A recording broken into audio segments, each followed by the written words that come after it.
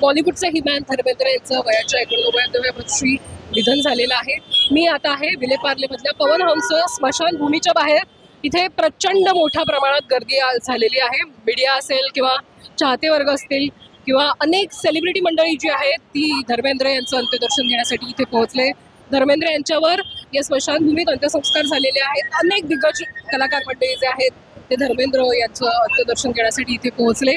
Big बी अमिताभ बच्चन असतील, कारण अनेक चित्रपटांमधनं विशेष करून शोले या चित्रपटामधली त्यांची जी बॉन्डिंग असेल किंवा त्यांची जी मैत्री असेल ती आपण बघितली होती। त्यामुळे अर्थात सगळ्यात आधी बिग बी अमिताभ बच्चन धर्मेंद्र यांच्या अंत्यदर्शनासाठी इथे पोहोचले।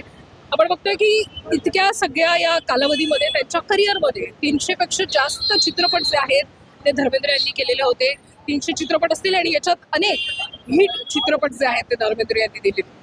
त्यांच्या चित्रपटांमधील संवाद असेल किंवा त्यांच्या अभिनयातील वेगळी शैली असेल, या सगळ्या गोष्टी किंवा धर्मेंद्र यांच्या चित्रपटांची गाणी असतील, या सगळ्या प्रेक्षकांना महत्त्वपूर्ण विशेष करून त्यांचा चाहता वर्ग आहे जो त्यांना त्यांची ती शैली मोठ्या प्रमाणात आवडायची आणि ज्या पद्धतीचे त्यांनी चित्रपट केलेले आहेत ते त्यांना आवडायचे। नुकताच रॉकी और रानी की प्रेम कहाणी या चित्रपटात देखील धर्मेंद्र झळकले होते आणि या चित्रपटातही धर्मेंद्रची एक वेगळी भूमिका जी आहे ती आपल्याला बघायला मिळालेली होती।